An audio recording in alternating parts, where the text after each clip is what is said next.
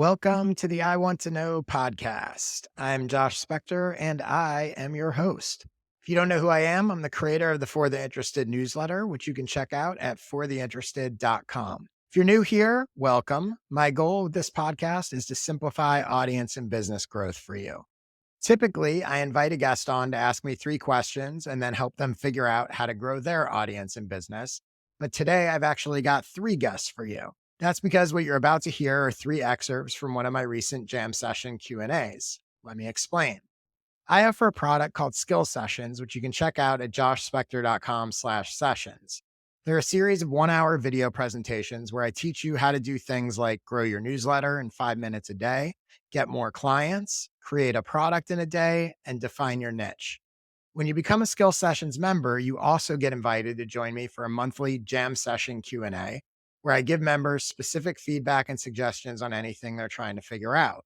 So, what you're about to hear is some advice I gave to 3 different Skill Session members in a recent jam session. I shared tips on how to deal with competitors, how to improve your sales page, and how to launch a new business. Before we get into it, though, I want to take a moment to give you a quick heads up about a change I'm making to this podcast moving forward. For more than a year, I've been putting out a new episode every week, and it has been fantastic.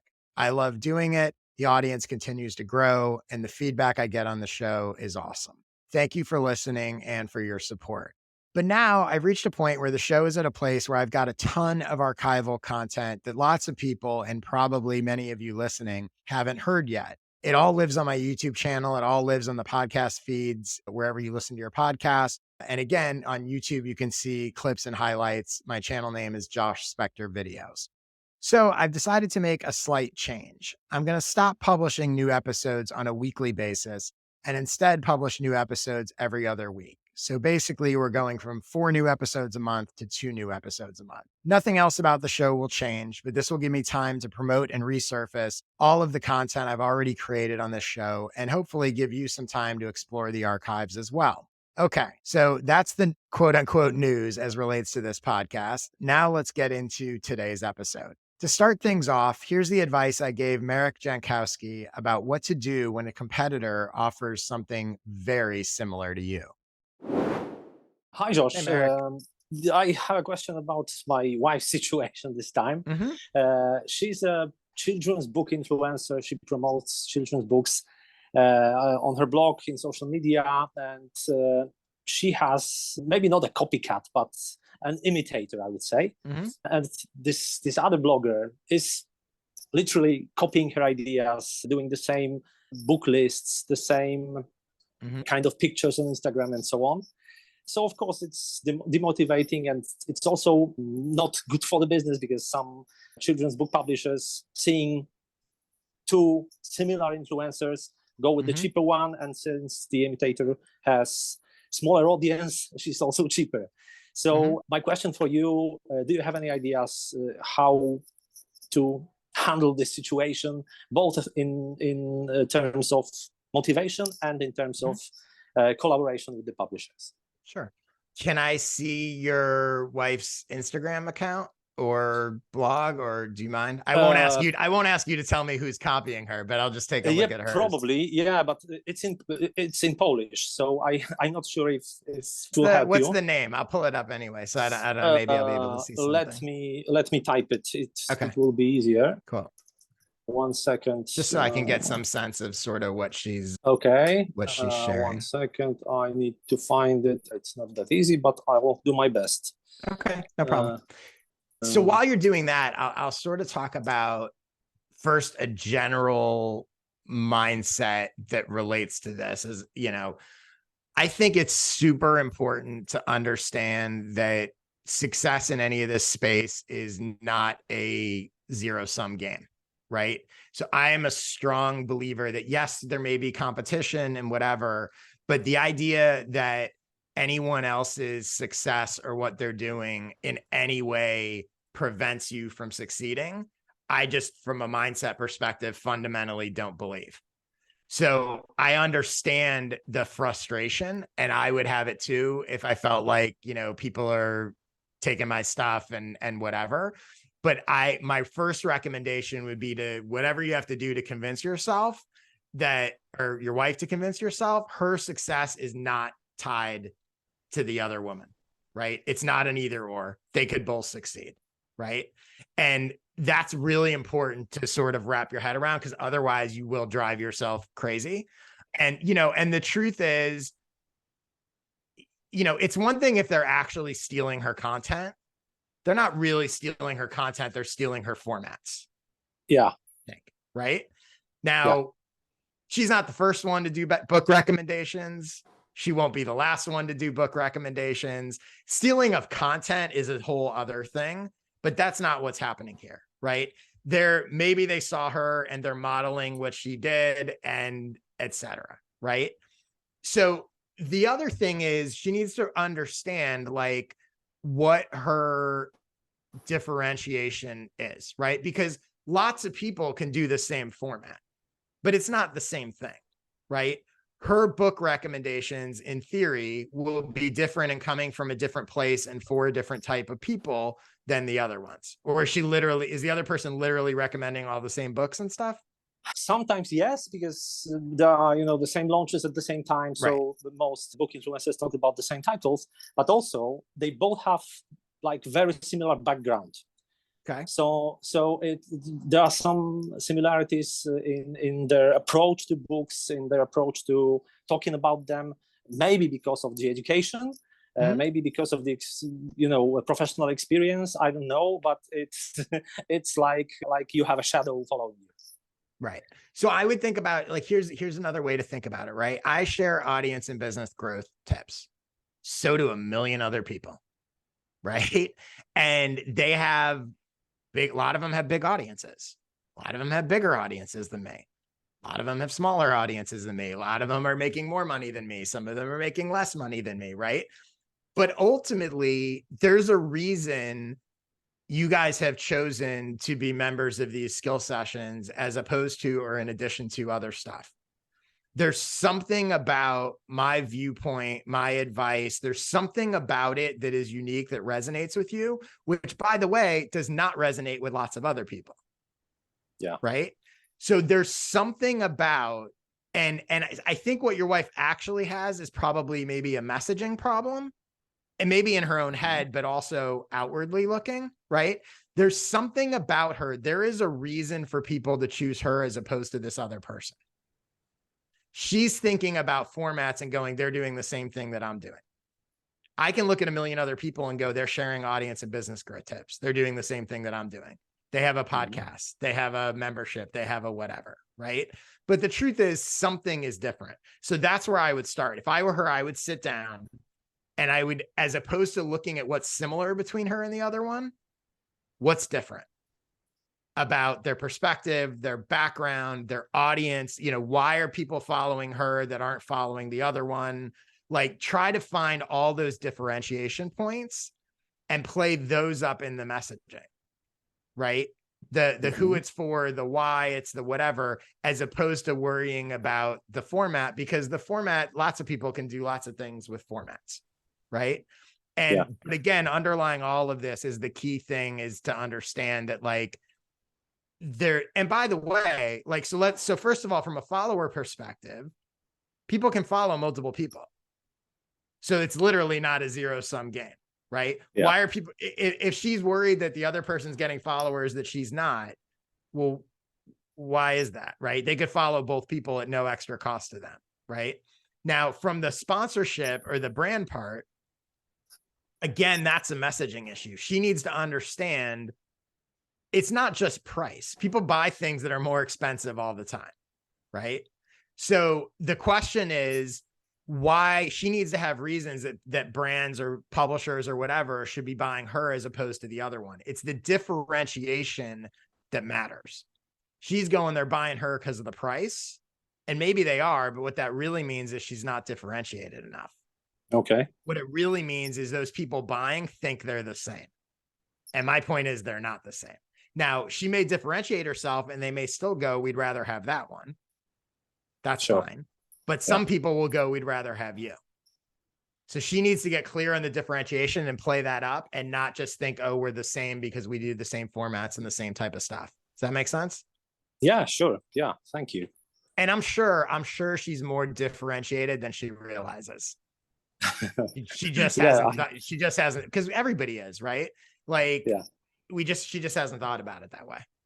Yeah, I think, yeah, you're right. She focuses on similarities while Yep. she should focus on differences. Yeah. Yeah. Cool. Thank you. Yeah, you're welcome.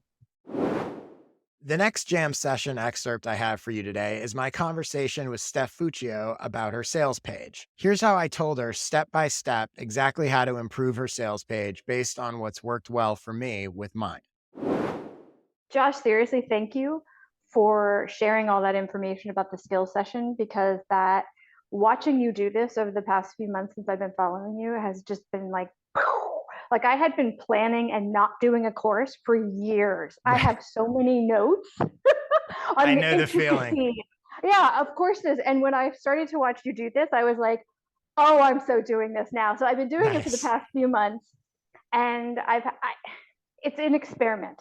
It's an experiment, but I love it so much. I want to keep going with it. And I thought it would just be a lead generator for clients, but I actually don't want that. I want it to be just a part of the business, and I want that to be where people can fall. However, getting people to Gumroad, like you can see when people view it, they show you the views on it and all that kind of stuff. It seems to be okay. It's not amazing, but I don't need amazing.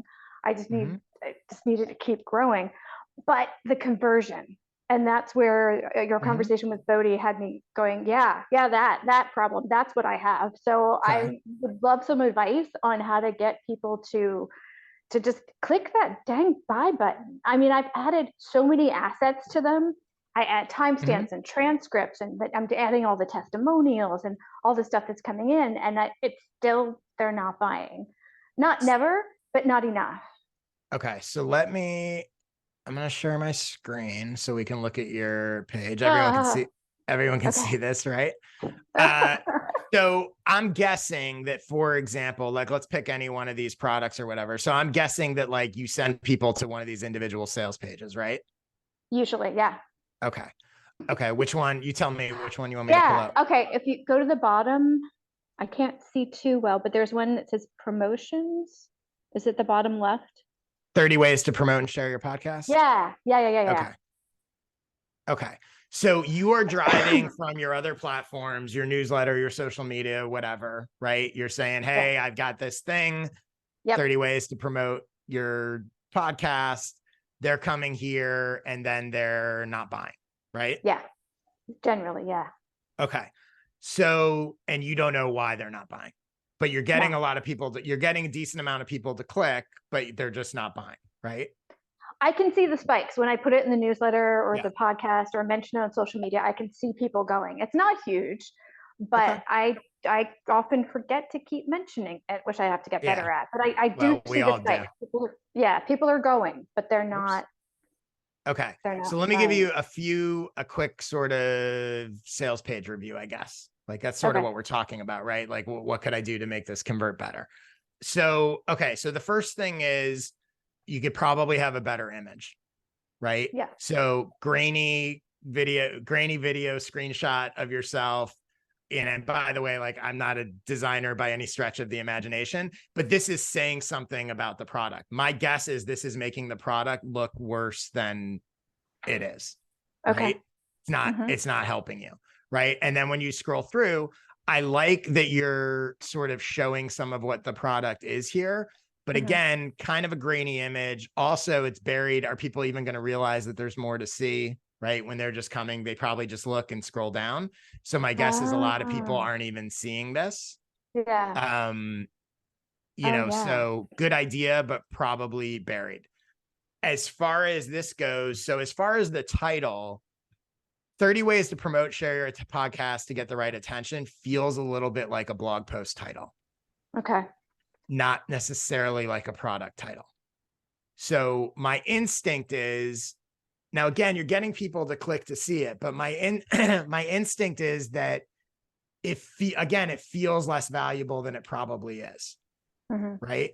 If you named it, so like I think it's the newsletter booster is basically a list of like 30 ways to whatever, but I don't title it that. I call it the newsletter booster, right?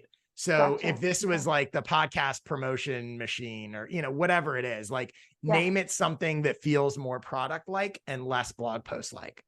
And then in the description, you can say, which you do, right? I'm going to share 30 ways, blah, blah, blah. I don't love the term webinar. I think it has a sort of bad connotation for people. They think they're either going to get sold something. They think it's used by sort of scammy internet marketer stuff. Oh, so I would call it a video presentation, a workshop, or whatever. That's my own sort of personal thing, but I don't love webinar. First big hurdle in creating a podcast: share your skills, create it. Next one, it's a long game, getting people to listen, re-listen. So I like the idea of this. You're getting to the right thing, but I would, if you can, even more directly up front, want to know how to get result. Are you frustrated that you're producing this podcast? You're putting all this time and effort into producing a podcast, but the audience isn't growing. Right. I can help. Here's how to help, right? Like that kind of thing. Because this is true, but this doesn't, you're kind of wasting your first line because it doesn't really get you anything. Right. Gotcha. Okay. The other thing is I'm sharing 30 ways. They probably don't know more specifics about who you are and your credentials. Yeah. Because you're assuming that they know and maybe they click your thing, but they probably don't. Right. So like, how do I know who what does she know? Right. She's just somebody that uploaded a thing to. The other thing that's missing is social proof. So testimonials from people are really powerful. You should definitely have those in there. This was, multiple if you can. I would, instead of the stuff that you're doing here with the screenshots, on mine, I have YouTube excerpts. So I would upload some video excerpts and pick like really powerful stuff so that if they watch that 1 minute video, they're going to want more, right? Excerpts from go ahead. Should I put the testimonials like in the full text instead of in the slideshow at the top? Yes. Oh, okay. I'll show you, and I'll show you in a second mine. So let me show you, because a lot of what I'm going to recommend are my things. And I'm also going to give you guys, we're going to go behind the scenes again. Don't worry about my revenue numbers. Okay. So you can look at, and if you go to the skill sessions page, joshspector.com/sessions, click on any of the individual links and it will take you to these Gumroad sales pages. You literally could model your sales pages after mine. So you'll see they're all the same format, right? So I start with this sort of one line, what you're going to get, right? This is going to help you monetize your experience, educate your audience, whatever. Then I have a little description paragraph of this is what it is. It's a 75-minute video. Again, sort of an expanded one-liner, basically. Then this will help you section. These are the results, right? So not the features, not what this is, but these are the results. You're going to get this. And it should be the things that they want. They want to monetize. You're going to monetize your expertise. You're going to generate recurring revenue. You're going to learn how to, package your expertise into products, et cetera. Then to learn how to, and this is more like the skills. This is almost more the features. You're going to learn how to do this and learn how to do this. Again, first section is what you're going to get from what you learn, and second section is what you're going to learn. How I came up with this system. So this is where you can get into your credentials. Again, you don't have to use this exact terminology, but that's basically what this is, right? It's saying, it's based on my experience building a product that's generated 6 figures, blah, blah, blah. This is the credibility piece, right? I want them to know like why I know, I've personally used these tactics, include examples of how I do it, blah, blah, blah. Then also sometimes people will wonder if it fits for them. So I always have this sort of line that's like, it's going to be depending what the product is, but like, some people might be like, oh, I'm in a small niche. Is this thing really going to help me? Like, I want them to know that it will help them. So this is what I do with the excerpts. I usually do 3, but you could do whatever you want. I want people to see it. So each of these are about a minute long. I literally just take clips from the presentation. You put videos in that section? Yeah. Oh my gosh. I didn't realize what I do is I upload them to YouTube and then just embed them.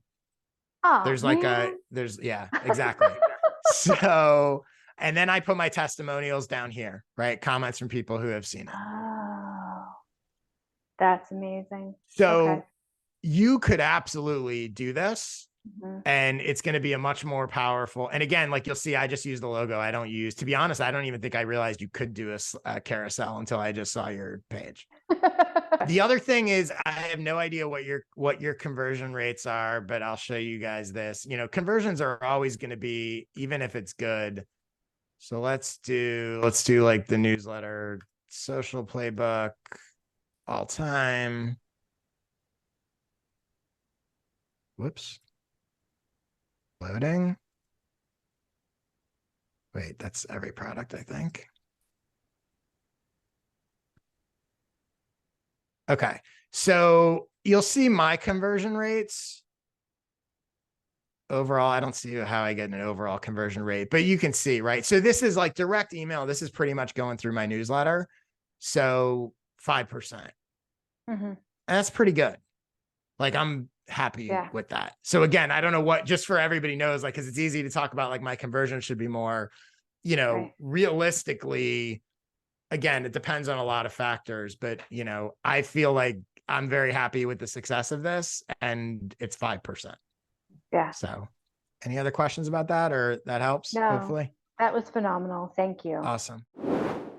The third jam session excerpt I have for you today revolves around a situation I'm sure many of you can relate to.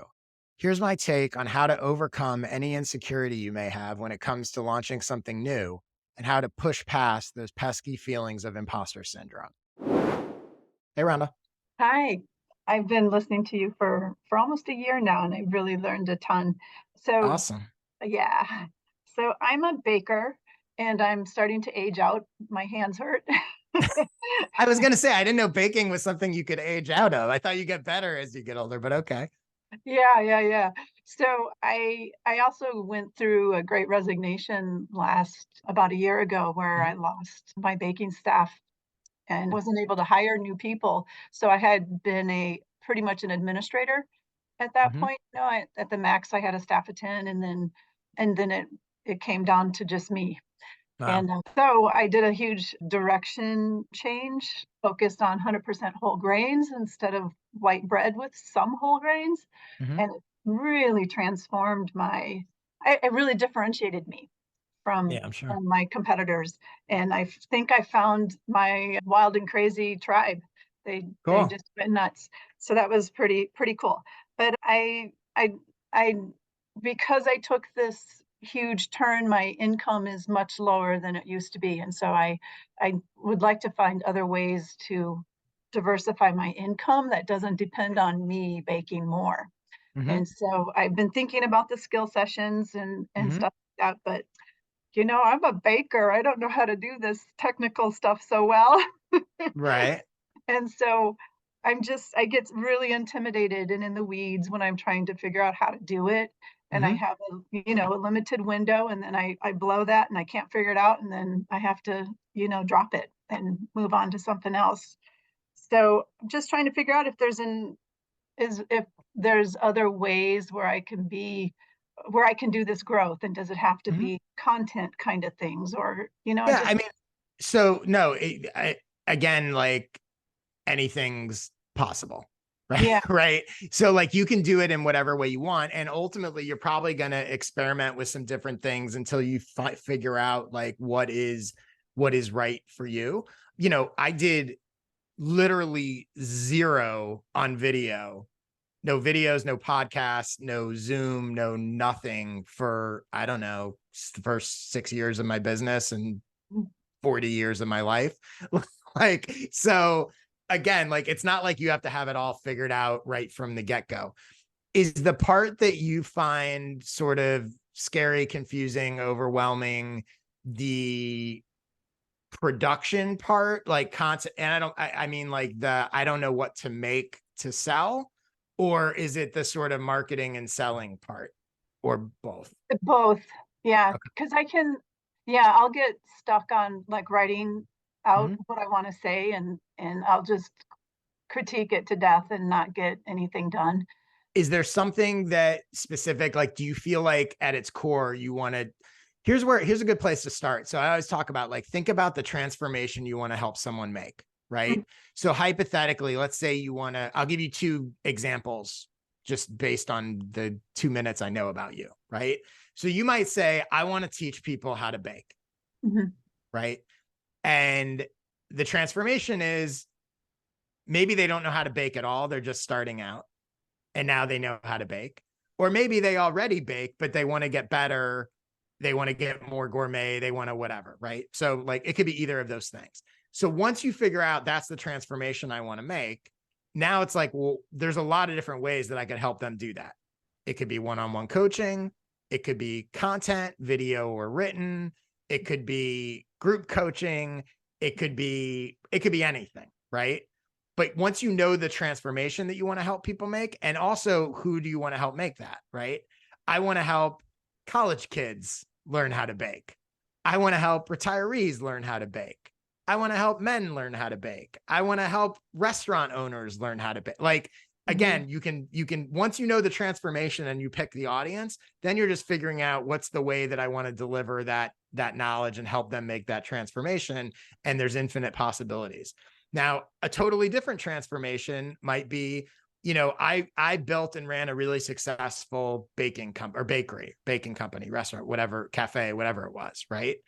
I want to help people do that. I want to help people who are good bakers, whose their dream is to open a restaurant, or they've opened a restaurant and it's not really working. And the transformation I want to help is that, right? More of a baking business thing. Totally fine, right? Who do you want to work with? I want to work with people who are just starting out and don't know how to like open their own bakery, or I want to work with people whose bakery has fallen on hard times, or whatever it is, right? I wouldn't worry about the content, the marketing, the sales, the anything. I would start there and go, who do I want to help? What transformation do I want to help them make? And once you're clear on that, then you can go to the next step, which is, okay, how do I want to help them? Right? I like the idea of coaching or consulting. I like the idea of just creating videos that they can watch, or a course, and that's all going to depend on, I like video, or I like writing, or I like audio. Remembering that you don't have to do all the things. All you really have to do is one thing that works to help those people make that transformation. And that removes a lot of the overwhelm, right? So, and once you've decided on that, then you start to get into like, okay, let me do that thing, right? Let me start to sort of figure that out. But I think those other pieces are where you want to get clear on first. And those, in theory, should be a little less intimidating to you because it's much more familiar to you. And you may even know, like, do you have a sense already of kind of who you want to help and what you want to help them do? Yeah, I do. I mean, I am interested in business consulting, helping other folks who want to start up bakeries. But also I just have a confidence thing of like, I'm kind of I didn't go to school to learn this really. I pretty much picked it up. I learned on the job. But here's what's interesting, right? Every strength is a weakness and every weakness is a strength. So what you think is a weakness, I see as a strength. Because for certain people out there who are like you and are like, I didn't go to business school. How am I going to run a bakery? How am I going to run a business? Your story of going, hey, I didn't do all this stuff. I figured it out. And I can help you figure out, they're going to totally resonate with you. So leaning into your story, and it's going to make you much more comfortable as well, because you're not going to have that imposter syndrome because you're not trying to be anybody else. Right. You're just going like, look, here's what I did. And if you're in this situation, again, you want perfect for someone, not for everyone. Right. You don't care about the people that are like, I want to build a bakery franchise that's global enterprise, and I'm looking for a Harvard Business School. I'm guessing like, that's not what you're trying to do. You want the person that was in the place that you used to be in, and you're super qualified to help them do that. Right? Yeah. And once you wrap your head around that, it will become much easier. The other thing I want to just give you guys a link to, if I can find it. Oh yeah, here. So I'll share my screen and I'll post a link in the chat.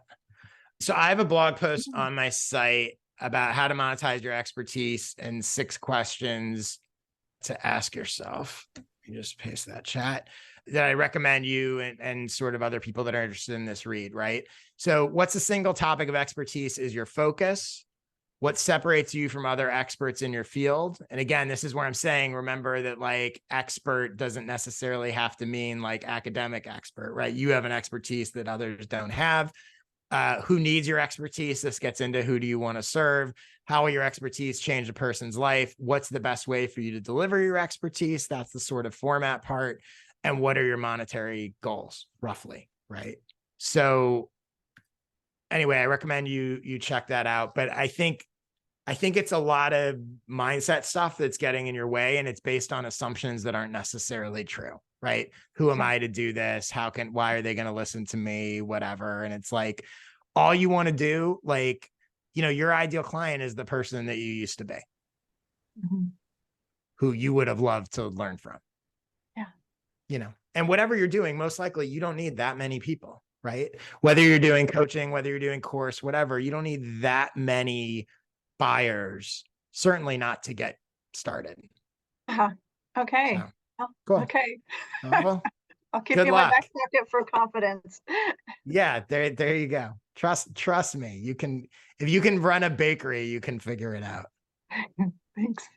Sure, you're welcome. That's a wrap for this week's episode of I Want to Know. What you heard is the tip of the iceberg of what goes on in my skill sessions. So if you'd like to check them out and join one of my future jam sessions, go to joshspector.com/sessions to learn more and become a member. Thanks as always for listening, and I'll see you soon with another episode of I Want to Know.